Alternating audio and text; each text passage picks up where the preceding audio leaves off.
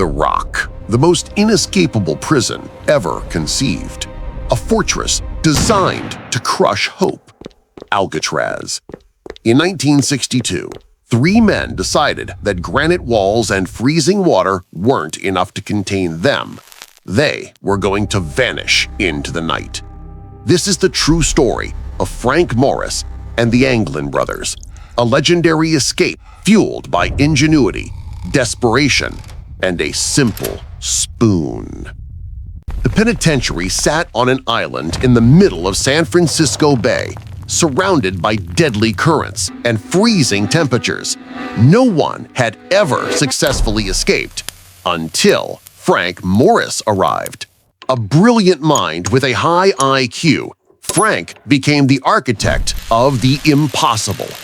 He teamed up with the Anglin brothers, John and Clarence, 2 bank robbers known for their daring. Their plan was simple in concept, but impossibly complex in execution.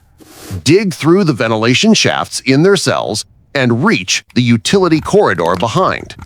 Their tools were primitive: stolen spoons, sharpened metal shivs, and a jury-rigged drill made from a vacuum cleaner motor.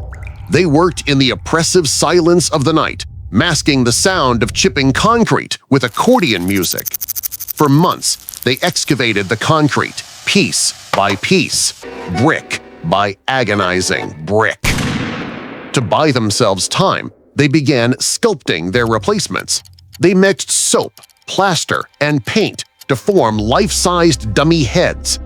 Clarence, the artistic one, added the chilling detail, carefully gluing real hair, stolen from the prison barbershop floor, to the faces.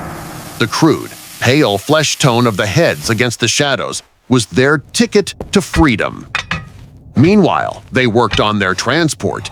They pilfered 50 rubber raincoats, turning them into a massive 20-feet-long life raft, gluing the seams together and using a concertina as a crude air pump. June 11, 1962, the final night.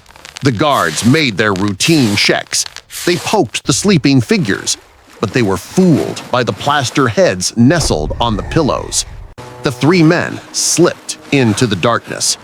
They crawled through the ventilation shafts, navigated the rusty pipes of the utility corridor, and climbed 30 feet to the roof.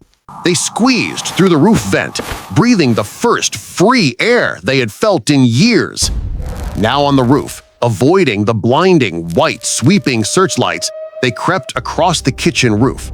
They used their stolen tools to cut through the final layers of razor wire and descended to the rocky shoreline. The water was black, freezing, and violent. The tide was running against them, an overwhelming enemy. They worked quickly, inflating the vivid yellow raincoats into the makeshift life raft. With a final, desperate push, they launched their precarious vessel into the deadly currents of San Francisco Bay. The 3 silhouettes were instantly swallowed by the night and the raging ink-black water. Alcatraz, the Rock, faded behind them, silent and defeated. The next morning, the alarm broke loose. The sight of the cold, blank dummy heads on the pillows shocked the guards. A massive manhunt began instantly. Police boats swarmed the bay. Helicopters scanned the water. The whole world watched. All the FBI found were scraps, a paddle, an inner tube, and a waterlogged wallet belonging to John Anglin. The official verdict was clear: drowned. No one could survive that cold, that current, in that makeshift vessel. But the evidence was ambiguous. No bodies were ever found. Was this the perfect escape? Did Frank Morris and the Anglin brothers finally conquer the unbreakable rock and live out their days in freedom? The case remains unsolved. Alcatraz is closed, but the legend of the 3 men who vanished into the black water continues to haunt the bay, a question mark etched into the dark history of the American prison system.